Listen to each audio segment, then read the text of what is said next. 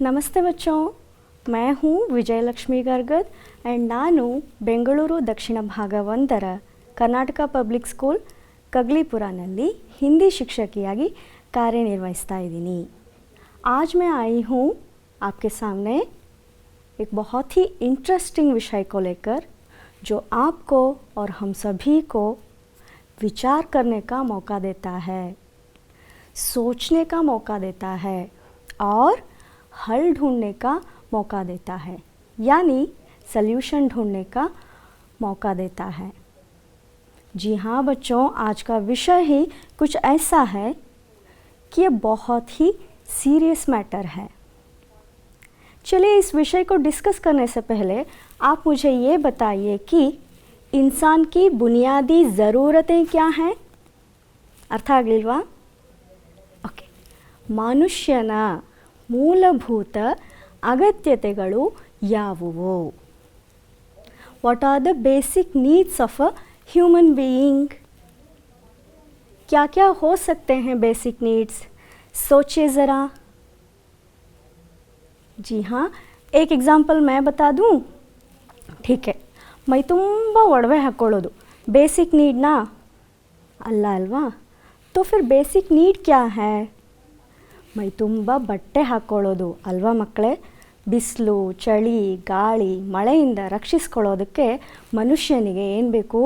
ಬಟ್ಟೆ ಬೇಕು। ಹಾಗೆಯೇ ಉಸಿರಾಡೋಕ್ಕೆ ಶುದ್ಧ ಗಾಳಿ ಅಲ್ವಾ? ಹವಾ ಭಿ ಬುನಿಯಾದಿ ज़रूरत है। ಹಾಗೆಯೇ ಮತ್ತೆ ಯೋಚನೆ ಮಾಡಿ, ನಾನೇ ಹೇಳ? ಓಕೆ, ಆಹಾರ, ಉತ್ತಮವಾದ ಆಹಾರ, ಅದರಲ್ಲೂ ಉತ್ತಮವಾದ ಆಹಾರ, sound mind in a sound body ಅಂತ ಹೇಳ್ತೀವಿ। ಸದೃಢ ದೇಹ ಮೇ ಸದೃಢ ಮಸ್ತಿಷ್ಕ। ನಾವು ಉತ್ತಮವಾದ ಆಹಾರವನ್ನು ಸೇವಿಸಿದಾಗ ಮಾತ್ರ ನಾವು ಆರೋಗ್ಯವಂತರಾಗಿ ಇರೋಕ್ಕೆ ಸಾಧ್ಯ ಅಲ್ವಾ? और आगे रहने के लिए मकान है कि नहीं? हाँ, ಸೂರ್ಯನ ಬಿಸಿಲು, ಮಳೆ, ಚಳಿ, ಗಾಳಿ ಎಲ್ಲದರಿಂದ ರಕ್ಷಿಸ್ಕೊಂಡು ಆಶ್ರಯ ಪಡ್ಕೊಳ್ಳೋದಕ್ಕೆ ನಮ್ಗೆ ಏನು ಬೇಕು? ಮಕಾನ್ ಚಾಹಿಯೇ, ಘರ್ ಚಾಹಿಯೇ। ಇದೆಲ್ಲದಕ್ಕಿಂತ ಇಂಪಾರ್ಟೆಂಟ್ ಇನ್ನೊಂದಿದೆ, ಏನು ಹೇಳಿ? जी हाँ, पानी। आप भी यही सोच रहे थे ना? पानी, पानी भी बुनियादी ज़रूरत है। बट ठहरिए चिल्ड्रन, ನೀರು ಬುನಿಯಾದಿ ज़रूरत, ಬಟ್ ಅದರಲ್ಲೂ ಈಗಿನ ಪರಿಸ್ಥಿತಿಗೆ ನಾವು ಬಿಸಿ ನೀರನ್ನೇ ಕುಡಿಬೇಕು ಫಾರ್ ಸೇಫ್ಟಿ पर्पज़ अल्वा? तो आज हम पानी के बारे में डिस्कस करेंगे। तो पाठ का नाम है 8वीं कक्षा के जीवन धात्री वर्षा। ओके, तो पाठ का आशय क्या है? इस पाठ में आप क्या क्या सीखते हैं? इस पाठ का मेन थीम क्या है? पाठ का मेन थीम है पानी के उपयोग और लाभ से ಪರಿಚಿತ ಹೋತೆ हैं। ಏನೇನು ಯೂಸಸ್ ನೀರಿನಿಂದ, ಏನೇನು ಲಾಭಗಳು ನೀರಿನಿಂದ ಅನ್ನೋದನ್ನು ನಾವಿಲ್ಲಿ ತಿಳ್ಕೊಳ್ತೀವಿ। ಏನೇನು ಯೂಸಸ್ ಇದೆ ಹಾಗಾದರೆ? ಏನೇನು ಲಾಭಗಳಿದೆ? ಸಣ್ಣ ಸಸ್ಯ ಬೆಳೆಯೋದಕ್ಕೂ ನೀರು ಬೇಕು, ದೊಡ್ಡ ಮರಕ್ಕೂ ನೀರು ಬೇಕು, ಪ್ರಾಣಿ ಪಕ್ಷಿಗಳಿಗೂ ನೀರು ಬೇಕು, ಮನುಷ್ಯನಿಗೂ ನೀರು ಬೇಕು, ಹಾಗೆಯೇ ಭೂಮಿಗೂ ನೀರು ಬೇಕು ಅಲ್ವಾ? ಯಾಕೆ ಹೇಳಿ? बताइए क्यों? ಭೂಮಿಗೆ ನೀರು ಅಂತರ್ಜಲಕ್ಕೋಸ್ಕರ ಬೇಕು। ಭೂಮಿಯ ಮೇಲ್ಮೈ ಮೇಲೆ ನೀರು ಎಷ್ಟು ಇಂಪಾರ್ಟೆಂಟ್ನೋ, ಭೂಮಿಯ ಒಳಗೆ ಅಂತರ್ಜಲಕ್ಕೂ ಕೂಡ ನೀರು ಅಷ್ಟೇ ಇಂಪಾರ್ಟೆಂಟ್ ಆಗುತ್ತೆ ಮಕ್ಕಳೇ, ಹೌದೋ ಅಲ್ವೋ? ओके, आगे जाएंगे। मैं आपको एक बार पाठ पढ़ के दिखाती हूँ और आपको ध्यान में रखना चाहिए कि मैं कहाँ पर रुकती हूँ, कहाँ पर पॉज देती हूँ। इन सारे अंशों को ध्यान में रखकर आपको पाठ पढ़ना है। ओके, एक बार पढ़ लूँ? देखिए, पाठ का नाम है जीवन धात्री वर्षा। जीवन के लिए पानी अनिवार्य है। पानी के स्रोत अनेक हैं, नदी, नाला, सागर आदि। इन सब का कारण है वर्षा।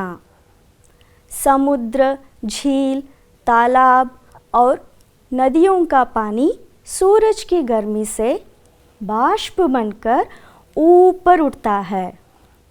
इस बाष्प से बादल बनते हैं। ये बादल जब ठंडी हवा से टकराते हैं तो इनमें रहने वाले बाष्प के कण पानी की बूंदें बन जाते हैं। बूंदों वाले बादल भारी होकर जब धरती की आकर्षण शक्ति से खींचे जाते हैं तब वर्षा के रूप में बरस जाते हैं। इस प्रकार धरती से बादल और बादल से धरती तक बाष्प की यात्रा बहुत रोचक है। चलिए यहाँ पर कुछ शब्दार्थ हैं, इनके अर्थ जानने की प्रयास करेंगे। तो पहला शब्द क्या है बच्चों? वर्षा। वर्षा ಅಂದರೆ ಮಳೆ, बारिश, रेन। अर्थ आयता? ओके। दूसरा वर्ड है अनिवार्य। अनिवार्य ಅಂದರೆ ಅವಶ್ಯಕವಾದದ್ದು, ಎಸೆನ್ಷಿಯಲ್, ಬೇಕೇ ಬೇಕು, ಇಲ್ಲದೆ ನಡೆಯೋದೇ ಇಲ್ಲ ಅನ್ನೋದಕ್ಕೆ ನಾವು ಅನಿವಾರ್ಯ ಅಂತ ಹೇಳ್ತೀವಿ। थर्ड वर्ड है स्रोत। स्रोत इसका अर्थ है ಮೂಲ, ಸೋರ್ಸ್, ರಿಸೋರ್ಸ್, ಸಂಪನ್ಮೂಲ, ಸಂಪತ್ತು, ಸಂಪದ, ಏನೆಲ್ಲ ಹೇಳ್ಬೋದು ನಾವು। चौथा वर्ड है झील। झील यानी ಸರೋವರ, ಲೇಕ್, ಕೆರೆಗಿಂತ ಒಂಚೂರು ಚಿಕ್ಕದು। ओके। तो अगला वर्ड है बूंद यानी हनी, ನೀರಿನ ಹನಿ, ಮಳೆಯ ಹನಿಗಳು। ओके। नेक्स्ट वर्ड है आम तौर पर। ಸಾಧಾರಣವಾಗಿ, ಜನರಲಿ ಅನ್ಬೇಕಾದ್ರೆ ನಾವು ಹಿಂದಿನಲ್ಲಿ ಆಮ್ ತೌರ್ ಪರ್ ಅಂತ ಹೇಳ್ತೀವಿ। ಓಕೆ, ಗೊತ್ತಾಯ್ತಾ? ನೆಕ್ಸ್ಟ್ ವರ್ಡ್ ಹೈ ಪ್ರತೀಕ್ಷಾ, ನಿರೀಕ್ಷೆ, ನಿರೀಕ್ಷೆ ಮಾಡೋದು, ವೇಟ್ ಮಾಡೋದು ಅಂತ। ಓಕೆ। तो ಏಯ್ತ್ ವರ್ಡ್ ಹೈ ಅಕಾಲ್, ಅಂದರೆ ಕಾಲವಲ್ಲದ ಕಾಲ, ಬರಗಾಲ, ಡ್ರೌಟ್ ಅಂತ ಇಂಗ್ಲೀಷ್ನಲ್ಲಿ ಹೇಳ್ತೀವಿ। ನೆಕ್ಸ್ಟ್ ವರ್ಡ್ ಹೈ ಬಾಢ್ ಯಾನಿ ಪ್ರವಾಹ, फ्लड ಅಂತ ಹೇಳ್ತೀವಿ। तो नेक्स्ट वर्ड है किसान। किसान किसको नहीं पता? किसान का अर्थ है रैत। ओके। नेक्स्ट वर्ड है सिंचाई, बुवाई। सिंचाई ಅಂತ ಹೇಳಿದ್ರೆ ನೀರಾವರಿ, ಅಂದರೆ ಇರಿಗೇಷನ್, ವಾಟರ್ ಇರಿಗೇಷನ್ ಅಂತ ಹೇಳ್ತೀವಲ್ಲ, ನೀರು ಹಾಯಿಸೋದು, ಎಸ್ ಅದೇ ಸಿಂಚಾಯಿ। ಬುವಾಯಿ ಅಂತ ಹೇಳಿದ್ರೆ ಬಿತ್ತನೆ ಮಾಡೋದು, ಅಂದರೆ ಹೊಲದಲ್ಲಿ ಬೀಜ ಬಿತ್ತುತ್ತೀವಿ ನೋಡಿ, ಅದು ಬಿತ್ತನೆ, ಸೋಯಿಂಗ್ ಅಂತ ಹೇಳಿ ಇಂಗ್ಲೀಷ್ನಲ್ಲಿ ಹೇಳ್ತೀವಿ। अर्थ आयता? तो आगे जाएंगे। प्रमुखांश की ओर। जीवन के लिए पानी अनिवार्य है। ನಮ್ಮ ಜೀವನಕ್ಕೋಸ್ಕರ ನೀರು ಅನಿವಾರ್ಯ ಅಲ್ವಾ? ಯಾಕೆ ಹೇಳಿ? कपड़े धोने के लिए ಅಲ್ವಾ? कपड़े धोने के लिए पानी अनिवार्य है। ಬಟ್ಟೆ ಒಗೆಯೋದಕ್ಕೆ ನೀರು ಬೇಕೇ ಬೇಕು ಅಲ್ವಾ? नेक्स्ट है बर्तन मांजने के लिए। पात्रे ತೊಳೆಯೋಕ್ಕೋಸ್ಕರನೂ ನೀರು ಬೇಕೇ ಬೇಕು, ನೀರಿಲ್ಲದೆ ಪಾತ್ರೆ ಹೇಗೆ ತೊಳಿತೀರಿ ಅಲ್ವಾ? ओके। आगे है खाना पकाने के लिए। ಅಡುಗೆಗೂ ನೀರು ಬೇಕು। और आगे पीने के लिए, ये तो सबसे ज़्यादा इम्पॉर्टेंट है। रिपीट, ये तो सबसे ज़्यादा इम्पॉर्टेंट है। पीने के लिए पानी चाहिए, आवश्यक है। और किस चीज़ के लिए? जी हाँ, यहाँ पर आप देखिए एक बच्चा नहा रहा है ना, तो फिर ಸ್ನಾನ ಮಾಡೋದಕ್ಕೂ ನೀರು ಬೇಕು। ಸೊ ಇಷ್ಟೆಲ್ಲ ಯೂಸಸ್ ಇದೆ ನೀರಿಂದ। ओके, आगे जाएंगे। पानी के स्रोत अनेक हैं। स्रोत ಅಂತ ಹೇಳಿದ್ರೆ ಏನು ಹೇಳಿದ್ದೆ? ಮೂಲ, ರಿಸೋರ್ಸ್, ಸಂಪತ್ತು। ಈಗ ಒಂದು ಎಕ್ಸಾಂಪಲ್, ಓಕೆ? ನಿಮಗೀಗ ತುಂಬ ಹಸಿವಾಗಿದೆ ಅಂತ ತಿಳ್ಕೊಳ್ಳಿ, ನೀವು ಅಡುಗೆ ಮನೆಗೆ ಹೋಗ್ತೀರಾ, ಹ್ಯಾಕಿನೈ? ಸೊ ಅಡುಗೆ ಮನೆಗೆ ಹೋದಾಗ ನಿಮಗೆ ಏನೆಲ್ಲ ತಿಂಡಿಗಳು ಸಿಗುತ್ತೆ ತಿನ್ನೋದಕ್ಕೆ? ಸೊ ನಿಮಗೆ ನಿಮ್ಮ ಹಸಿವನ್ನು ಕಡಿಮೆ ಮಾಡೋದಕ್ಕೆ ಅಥವಾ ಹಸಿವನ್ನು ನೀಗಿಸೋದಕ್ಕೆ ಸ್ರೋತ ಯಾವುದಾಯಿತು, ಮೂಲ ಯಾವುದಾಯಿತು? ಅಡುಗೆ ಮನೆ। ಹಾಗೆಯೇ ನಿಮಗೆ ತುಂಬ ಬೋರ್ ಆಗ್ತಿದೆಯಪ್ಪ, ಟೈಮ್ ಪಾಸ್ ಆಗ್ತಾಯಿಲ್ಲ, ಸೊ ಒಂದು ಸ್ವಲ್ಪ ಟಿ ವಿ ನೋಡೋಣ ಅಂತ ಹೋಗ್ತೀರಾ, ಸೊ ನಿಮ್ಮ ಮನರಂಜನೆಯ ಮೂಲ ಯಾವುದಾಯಿತು?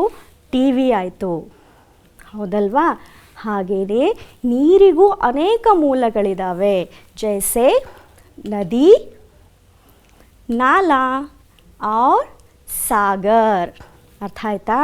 सो नदी, नाला और सागर हैं पानी के स्रोत। बट यहाँ पर एक क्वेश्चन है बच्चों, ಇವುಗಳಿಗೆಲ್ಲ ನೀರು ಎಲ್ಲಿಂದ ಬಂತು? ಇಷ್ಟೊಂದು ಅಮೌಂಟಲ್ಲಿ ನೀರು ಹೇಗೆ ಬಂತು? जी हाँ, ಸಹಿ सोचा आपने. ಮಳೆಯಿಂದ ತಾನೇ ನದಿ ನೀರು ತುಂಬಿ ಹರಿಯೋದು, ನಾಲೆಗಳು ಹರಿಯೋದು, ಸಾಗರ ತುಂಬೋದು. ಸೊ ನನಗೆ ಇನ್ನೂ ಒಂದು ಡೌಟ್ ಇದೆ ಮಕ್ಕಳೇ, ಮಳೆ ಹೇಗೆ ಬರುತ್ತೆ, ಮಳೆ ಹೇಗಾಗುತ್ತೆ? हाँ, तो यहाँ पर एक प्रोसेस है जिसे हम कहते हैं जल चक्र. ಓಕೆ, ಅದನ್ನು ನಾವು ದ ವಾಟರ್ ಸೈಕಲ್ ಅಂತಲೂ ಕರಿತೀವಿ. ಇನ್ನೂ ಒಂದು ಹೆಸರಿದೆ ಹೈಡ್ರೋಜನ್ ಸೈಕಲ್ ಅಂತ ಕೂಡ, ಕನ್ನಡದಲ್ಲೂ ಜಲಚಕ್ರ ಅಂತಲೇ ಕರಿತೀವಿ. तो यहाँ पर है ಜಲಚಕ್ರ. आइए देखते हैं. ನೀರು ಸತತವಾಗಿ ಚಕ್ರೀಕರಣಗೊಳ್ಳುತ್ತಿರುತ್ತದೆ. ನದಿ, ಕೆರೆ, ಬಾವಿ, ಸಮುದ್ರ ಮುಂತಾದ ಜಲಾಕಾರಗಳಿಂದ ನೀರು ಸೂರ್ಯನ ಶಾಖದಿಂದ ಬಿಸಿಯಾಗಿ ಆವಿಕರಣಗೊಳ್ಳುತ್ತದೆ. ಈ ಕ್ರಿಯೆಯಿಂದ ನೀರು ಆವಿಯಾಗಿ ವಾತಾವರಣದಲ್ಲಿ ಗಾಳಿಯೊಂದಿಗೆ ಸೇರುತ್ತದೆ. ನೀರಾವಿ ಮೇಲಕ್ಕೆ ಏರಿದಾಗ ಅಲ್ಲಿನ ತಾಪಮಾನವು ತಂಪಾಗುತ್ತದೆ. ತಂಪು ವಾತಾವರಣವು ನೀರಾವಿಯನ್ನು ಪುನಃ ನೀರಿನ ಹನಿಗಳಾಗಿ ಪರಿವರ್ತನೆಗೊಳಿಸುತ್ತದೆ. ಮೋಡಗಳು ಉತ್ಪಾದನೆಗೊಳ್ಳುತ್ತವೆ.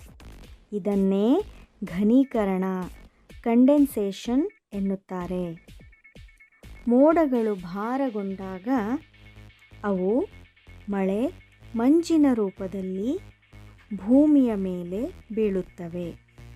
ಇದನ್ನು ಮಳೆ ಪ್ರತಿಕ್ರಿಯೆ, ಪ್ರೆಸಿಪಿಟೇಷನ್ ಎನ್ನುತ್ತೇವೆ. ಈ ನೀರು ಪುನಃ ನದಿ ಕೆರೆಗಳಿಗೆ ಬಂದು ಸೇರುತ್ತದೆ. ಅಂತಿಮದಲ್ಲಿ ಸಮುದ್ರವನ್ನು ಸೇರುತ್ತದೆ. ಹೀಗೆ ಜಲಚಕ್ರವು पूर्णಗೊಳ್ಳುವುದು. तो आप समझ गए ना कैसे पानी बादल बनता है, बादल कैसे फिर से पानी बनता है. तो ये था जलचक्र. आगे बढ़े. ओके. भारत में मानसूनी हवाएं वर्षा लाती हैं. मानसून मूलतः हिंद महासागर एवं अरब सागर की ओर से भारत के दक्षिण पश्चिम तट पर आने वाली हवाओं को कहते हैं, जो भारी वर्षा कराती हैं. जब ये ठंडे से गर्म क्षेत्र की तरफ बहती हैं तो उनमें नमी की मात्रा बढ़ जाती है, जिसके कारण वर्षा होती है. यहाँ पर देखिए बच्चों, इंडिया मैप ಇದೆ ಅಲ್ವಾ? ಓಕೆ, ಇಲ್ಲಿ ನೋಡಿ, ದಕ್ಷಿಣ ಅಂದ ತಕ್ಷಣ ಇದು ದಕ್ಷಿಣ ಭಾಗ, ಇದು ಪಶ್ಚಿಮ ಭಾಗ. ಸೊ ಇಲ್ಲೇನಿದೆ, ನೀರಿದೆ. ಹಿಂದೂ ಮಹಾಸಾಗರ, ಅರಬ್ಬಿ ಸಮುದ್ರ, ಇಲ್ಲೆಲ್ಲ ಏನಿದೆ, ನೀರಿದೆ. ಸೊ ಈ ನೀರು ಅತ್ಯಂತ ತಂಪಾದ ಜಾಗ, ಅಂದರೆ ತಂಪಾಗಿರುವಂತಹ ಪ್ರದೇಶ. ಹೇಗೆ ಇಲ್ಲಿಂದ ಗಾಳಿ ಬರುತ್ತೋ ನಮಗೆ, ಮಾನ್ಸೂನ್ ಮಾರುತಗಳು ಅಂತ ಹೇಳಿದ್ರೆ ಮಾನ್ಸೂನ್ನ ಗಾಳಿ ಇಲ್ಲಿಂದ ಏನಾಗುತ್ತೆ, ಒಣ ಪ್ರದೇಶಕ್ಕೆ ಬರೋಕ್ಕೆ ಸ್ಟಾರ್ಟ್ ಆಗುತ್ತೆ. ಓಕೆ, ಆ ಒಣ ಪ್ರದೇಶಕ್ಕೆ ಅಂದರೆ ನೆಲ ಭಾಗಕ್ಕೆ ಬರೋಕ್ಕೆ ಸ್ಟಾರ್ಟ್ ಆದಾಗ ಅಲ್ಲಿಂದ ಏನಾಗುತ್ತೆ, ಮಾಯ್ಶ್ಚರ್ ಏನಿರುತ್ತೆ ನೀರಲ್ಲಿ, ಆರ್ದ್ರತೆ ಅಂತ ಹೇಳ್ತೀವಲ್ಲ, ಸೊ ಆರ್ದ್ರತೆ ಏನಾಗ್ಬಿಡುತ್ತೆ, ಡಬಲ್ ಆಗಿಬಿಡುತ್ತೆ. ಅವಾಗೇನಾಗುತ್ತೆ, ಮಳೆ ಬರೋಕ್ಕೆ ಸ್ಟಾರ್ಟ್ ಆಗುತ್ತೆ. ಸೊ ಭಾರತದಲ್ಲಿ ಮಳೆ ಬರಬೇಕು ಅಂತ ಹೇಳಿದ್ರೆ ಅಲ್ಲಿ ಮಾನ್ಸೂನಿ ಹವಾಯೇ ವರ್ಷಾ ಲಾತಿ ಹೈ. ಅರ್ಥ ಆಯ್ತಾ? ओके, आगे जाएंगे. सर्दी गर्मी की ऋतुओं में आमतौर पर वर्षा कम होती है, इसलिए लोग वर्षा की प्रतीक्षा करते हैं. ನಮ್ಮ ಭಾರತಕ್ಕೆ ಮಾನ್ಸೂನ್ ಮಾರುತಗಳು ಬರಬೇಕು, ಮಳೆ ಆಗಬೇಕು. ಫಾರ್ ಎಕ್ಸಾಂಪಲ್, ಇಲ್ಲಿ ನೋಡಿ, ಒಬ್ಬ ರೈತ ಹೊಲದಲ್ಲಿ ಕೆಲಸ ಮಾಡ್ತಾ ಇದ್ದಾನೆ. ಹಾಗೆಯೇ ಇಲ್ಲಿ ಬಿತ್ತನೆ ಕಾರ್ಯ ನಡೀತಾ ಇದೆ. ಇಲ್ಲಿ ನೋಡಿ, ಒಬ್ಬ ರೈತ ನೀರು ಹಾಯಿಸ್ತಾ ಇದ್ದಾನೆ. ಸೊ ಇದಕ್ಕೆಲ್ಲ ಮಳೆ ಬೇಕೇ ಬೇಕು ಅಲ್ವಾ? ಹೌದು ಅಲ್ವಾ? ಸೊ इसलिए लोग किसान लोग वर्षा ऋतु की प्रतीक्षा करते हैं. ಮಳೆ ಬರಲಿಲ್ಲ ಅಂದರೆ, ನೆಲ ಹದ ಆಗಲಿಲ್ಲ ಅಂದರೆ ಹೇಗೆ ಬಿತ್ತುತ್ತೀರಿ, ಹೇಗೆ ಬೆಳೆ ಬೆಳಿತೀರಿ, ಹೇಗೆ ಫಸಲು ತೆಗಿತೀರಿ? ಹೌದಲ್ವಾ? तो आगे जाएंगे. ಬಟ್ ಇನ್ನೂ ಒಂದು ಮಾತು ಮಕ್ಕಳೇ, ಮಳೆಗೋಸ್ಕರ ರೈತ ಕಾಯ್ತಾನೇ ಇರ್ತಾನೆ. अगर वर्षा नहीं होती तो क्या हो सकता है? जी हाँ, अगर वर्षा नहीं होती तो अकाल पड़ता है, खेत सूख जाते हैं और गाय बैल मरने लगते हैं. देखिए यहाँ पर ಹೇಗೆ ನೆಲ ಒಣಗಿ ಹೋಗಿದೆ ಅಲ್ವಾ, ಹೇಗೆ ಬಿರುಕು ಬಿಟ್ಟಿರುವಂತಹ ನೆಲಗಳು ಇವು. ಸೊ ಇಂಥ ಬಿರುಕು ಬಿಟ್ಟಿರೋ ನೆಲದಲ್ಲಿ ಆಪ್ ಕ್ಯಾ ಫಸಲ್ ನಿಕಾಲೆಂಗೆ, ಇಂಪಾಸಿಬಲ್ನಾ. ಸೊ ಕಾಲವಲ್ಲದ ಕಾಲ, ಅಕಾಲ ಅಂತ ಹೇಳಿದ್ರೆ ಏನು ಹೇಳಿದ್ದೆ, ಕಾಲವಲ್ಲದ ಕಾಲ, ಡ್ರೌಟ್, ಬರಗಾಲ ಅಂತ. ಬರಗಾಲ ಅನ್ನೋದು ತುಂಬ ಕೆಟ್ಟ ಪರಿಸ್ಥಿತಿ ಮಕ್ಕಳೇ. ಹಾಗೆಯೇ ಅಗರ್ ಜ್ಯಾದಾ ವರ್ಷ ಹುಯಿ ತೋ ನೋಡಿ, जब बहुत ज़्यादा वर्षा होती है तो नदियाँ अपने किनारों को तोड़कर बहने लगती हैं, इसको बाढ़ कहते हैं. ತನ್ನ ಕಿನಾರ ಅಂತ ಹೇಳಿದ್ರೆ ತನ್ನ ದಂಡೆಯನ್ನು ಒಡ್ಕೊಂಡು ಏನಾಗ್ಬಿಡುತ್ತೆ, ಮುಂದೆ ಬರುತ್ತೆ, ಪ್ರವಾಹದ ಸೃಷ್ಟಿಯಾಗುತ್ತೆ. देखिए यहाँ पर इस पिक्चर में आप देख सकते हैं कि कैसे अपना किनारा तोड़कर बाहर पानी बह रही है ಅಲ್ವಾ. ಹಾಗೆಯೇ ಇನ್ನೊಂದು ನೋಡಿ, ಇಲ್ಲಿ ಹೇಗೆ ಇಡೀ ಮನೆನೇ ಬಿದ್ದು ಹೋಗಿಬಿಟ್ಟಿದೆ. ಇದು ಯಾವುದರಿಂದ ಆಗಿರೋದು, ಪ್ರವಾಹದಿಂದ, ಅತಿಯಾದ ಮಳೆಯಿಂದ. ಅತಿಯಾಗಿ ಮಳೆ ಬಂದರೂ ಕಷ್ಟ, ಮಳೆ ಬರಲಿಲ್ಲ ಅಂದರೂ ಕಷ್ಟ. ಒಂದು ಮಾತು, ಯಾವುದೇ ಅತಿಯಾದರೂ ಎಲ್ಲನೂ ಕಷ್ಟನೇ. है कि नहीं बच्चों? ठीक है, आगे जाएंगे. वर्षा का जल साफ और शुद्ध जल का सबसे अच्छा स्रोत है. ಹೌದಲ್ವಾ. ಸೊ ಮಳೆಯ ನೀರು ಅತ್ಯಂತ ಪ್ಯೂರ್ ವಾಟರ್ ಅಂತೆ, ಅತ್ಯಂತ ಪ್ಯೂರ್ ಆಗಿರುವಂತಹ ನೀರು. ನೋಡಿ ಇಲ್ಲಿ ಮಳೆಯ ನೀರಿನ ಹನಿಗಳ ಫೋಟೋ ಹೊಡ್ಕೊಂಡು ಬಂದಿದ್ದೀನಿ ನಾನು. ನೋಡಿ ಇಲ್ಲಿ ಮಳೆಯ ನೀರಿನ ಹನಿಗಳು ಎಷ್ಟು ಶುದ್ಧ ಅಂತ ಹೇಳಿದ್ರೆ, ಯಾಕೆ ಹೇಳಿ, ಮೋಡದಿಂದ ಏನಾಗುತ್ತೆ, ಜಲಚಕ್ರದಲ್ಲಿ ನೋಡಿದ್ರಿ ಅಲ್ವಾ, ಮೋಡಗಳು ಏನು ವೇಪರ್ ಆಗಿ ಮೋಡಗಳಾಗಿ ಅಲ್ಲಿಂದ ಬರುವಂಥ ಹನಿಗಳು ತುಂಬ ಪ್ಯೂರ್ ಆಗಿರುತ್ತೆ, ತುಂಬ ಶುದ್ಧವಾಗಿರುತ್ತೆ. ಸೊ ಮಳೆಯ ನೀರು ಅತ್ಯಂತ ಶುದ್ಧ ನೀರಿನ ಮೂಲ. ಬಟ್ ಸಿಟಿನಲ್ಲಾಗೋ ಮಳೆಯನ್ನು ನೀವು ಪ್ಯೂರ್ ವಾಟರ್ ಅಂತ ಹೇಳಕ್ಕೆ ಸಾಧ್ಯ ಇಲ್ಲ. ಬತಾಯೇ ಕ್ಯೂ? ಕ್ಯೂಂಕಿ ಸಿಟಿಗಳಲ್ಲಿ ತುಂಬಾ ಏರ್ ಪೊಲ್ಯೂಷನ್ ಇರುತ್ತೆ. ಆ ಏರ್ ಪೊಲ್ಯೂಷನ್ ರಿಲೀಸ್ ಮಾಡುವಂತಹ ಕಾರ್ಬನ್ ಡೈಆಕ್ಸೈಡ್ ಮಳೆಯ ಹನಿಯ ಜೊತೆ ಸೇರಿಕೊಂಡು ಆ್ಯಸಿಡ್ ರೇನ್ ಆಗಿ ಕನ್ವರ್ಟ್ ಆಗಿಬಿಡುತ್ತೆ. ಆ್ಯಂಡ್ ಇದನ್ನು ನಾವು ಕನ್ನಡದಲ್ಲಿ ಆಮ್ಲೀಯ ಮಳೆ ಅಂತಲೂ ಕರಿತೀವಿ. ಸೊ ಆಮ್ಲೀಯ ಮಳೆ, acid rain is not a pure water. ಅಗಲಾ ಕ್ಯಾ ಹೈ, ವರ್ಷಾ ಕಿಸಾನು ಕೆ ಲಿಯೆ ವರದಾನ್ ಹೈ. ಹೌದಲ್ವಾ, ಮಳೆನೇ ಬರಲಿಲ್ಲ ಅಂದರೆ ರೈತ ತಾನೇ ತನ್ನ ಹೊಲದಲ್ಲಿ ಏನು ಮಾಡೋಕ್ಕೆ ಸಾಧ್ಯ, ಆ ಡ್ರೈ ಲ್ಯಾಂಡ್ ಇಟ್ಕೊಂಡು ಏನು ತಾನೇ ಬಿತ್ತೋಕ್ಕೆ ಸಾಧ್ಯ ರೈತ. ಸೊ ವರ್ಷಾ ಕಿಸಾನು ಕೆ ಲಿಯೆ वरदान है. नेक्स्ट है, संसार के सभी जीव जंतुओं के लिए पानी अत्यंत आवश्यक है. ಹೌದಲ್ವಾ, ಎಲ್ಲ ಜೀವರಾಶಿಗಳಿಗೂ ನೀರು ಬೇಕೇ ಬೇಕು. ಇಲ್ಲಿ ನೋಡಿ, ಮುದ್ದಾದ ಸಾರಂಗ ಎಷ್ಟು ಚೆನ್ನಾಗಿ ನೀರು ಕುಡಿತಾ ಇದೆ. ಹಾಗೆಯೇ ಇಲ್ಲಿ ನೋಡಿ, ಪಕ್ಷಿಗಳು, ಗುಬ್ಬಚ್ಚಿಗಳು ಎಷ್ಟು ಚೆಂದ ನೀರು ಕುಡಿತಾ ಇದ್ದಾವೆ. ಸೊ ಸಣ್ಣ ಸಸ್ಯ ಆಗಲಿ, ದೊಡ್ಡ ಮರ ಆಗಲಿ, ಯಾವುದೇ ಪ್ರಾಣಿ ಆಗಲಿ, ಯಾವುದೇ ಪಕ್ಷಿ ಆಗಲಿ, ಮನುಷ್ಯ ಆಗಲಿ, ಎಲ್ಲ ಜೀವರಾಶಿಗಳಿಗೂ ನೀರು ಅತ್ಯವಶ್ಯಕವಾಗಿ ಬೇಕು. ಪಾನಿ ಅನಿವಾರ್ಯ है.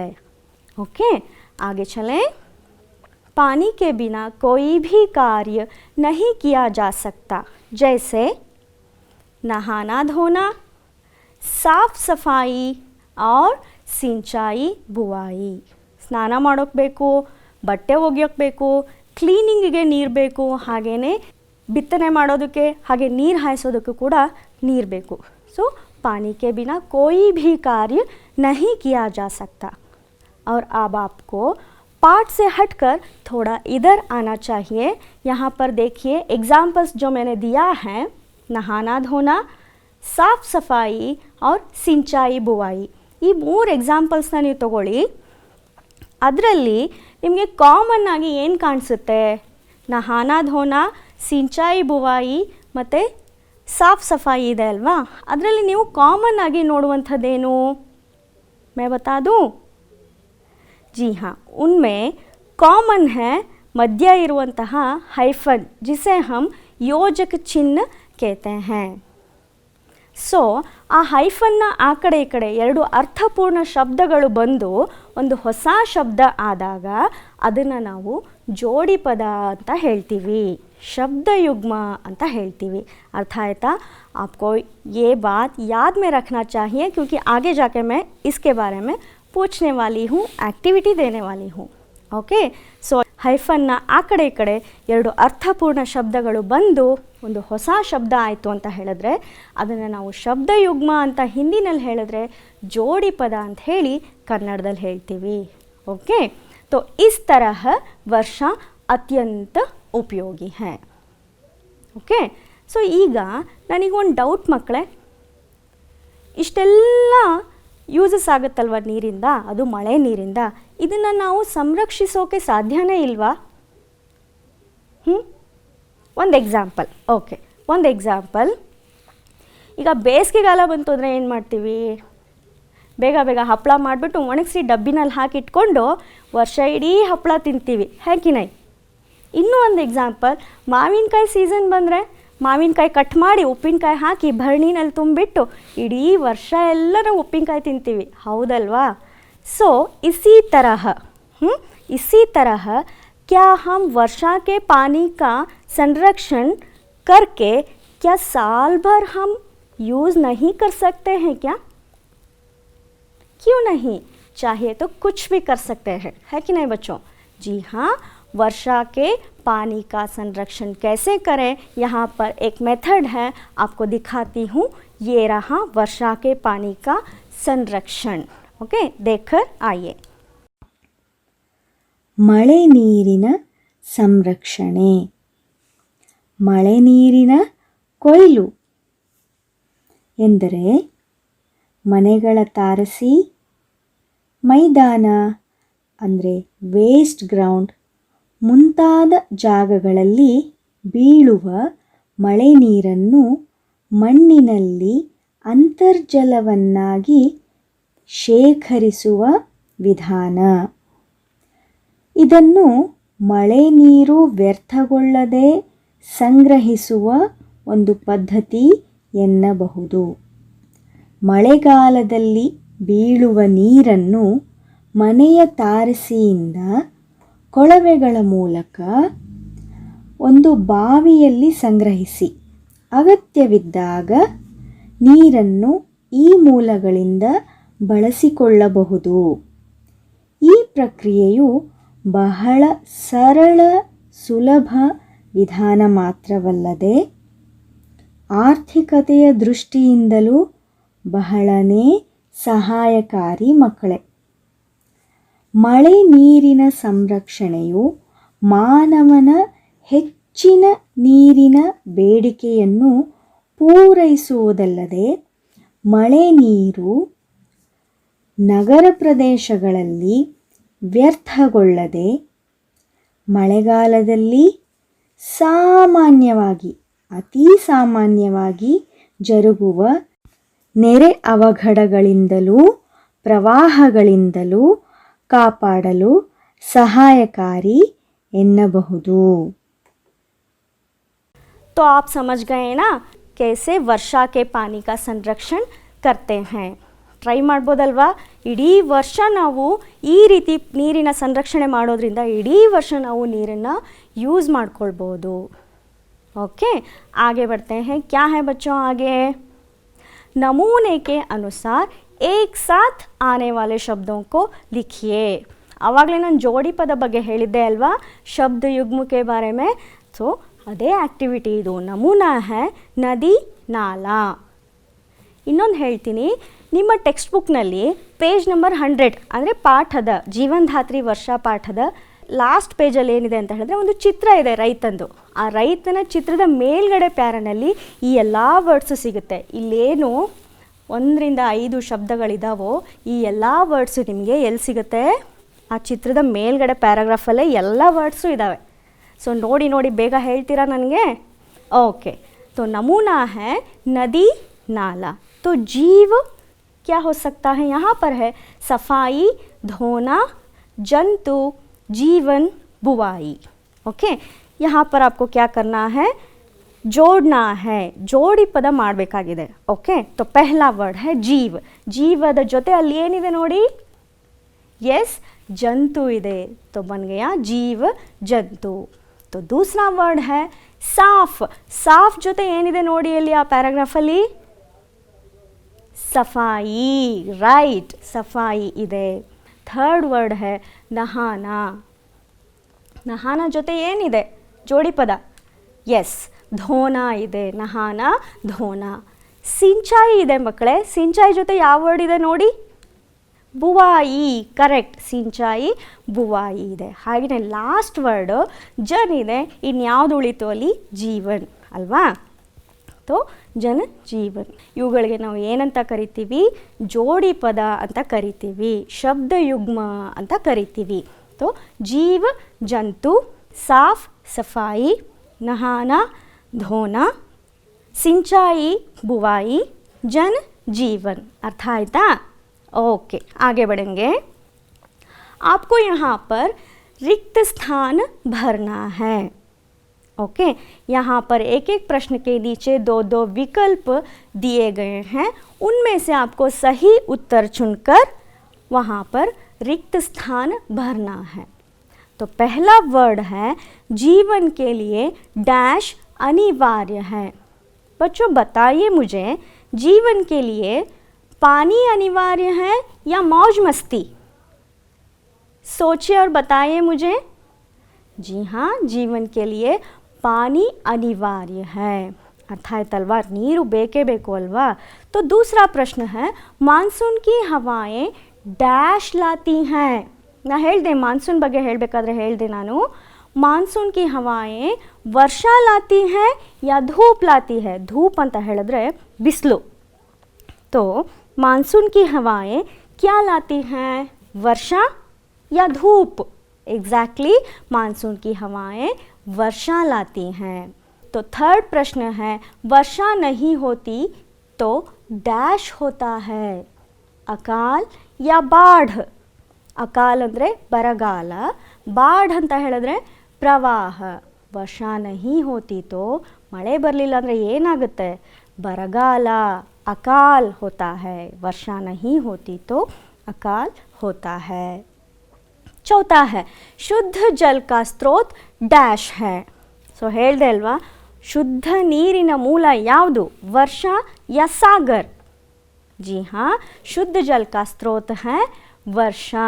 ಮಳೆಯೇ ನೀರಿನ ಶುದ್ಧವಾದ ರೂಪ. अर्थ आयता? ओके, आगे बढ़ते हैं. गृह कार्य. ओके, यहाँ पर मैं आपको 2 प्रश्न देने जा रही हूँ और इन प्रश्नों के उत्तर लिखकर अपने अध्यापक को दिखाना है. दिखाएंगे ना? चलिए, पहला प्रश्न है बादल कैसे बनते हैं? जो मैं आपको दिखाई थी ना, जल चक्र, the water cycle, hydrogen cycle. ಹಾಂ, ಅದರಲ್ಲಿ ಮೋಡಗಳು ಹೇಗೆ ಫಾರ್ಮ್ ಆಗ್ತವೆ ಅನ್ನೋದ್ರ ಬಗ್ಗೆ ಇದೆ. ಸೊ ಅದನ್ನು ನೀವು ಬರಿಬೇಕಾಗುತ್ತೆ. यहाँ पर लिखना है. और दूसरा प्रश्न है वर्षा कब होती है? मानसून के बारे में बताई थी ना मैंने.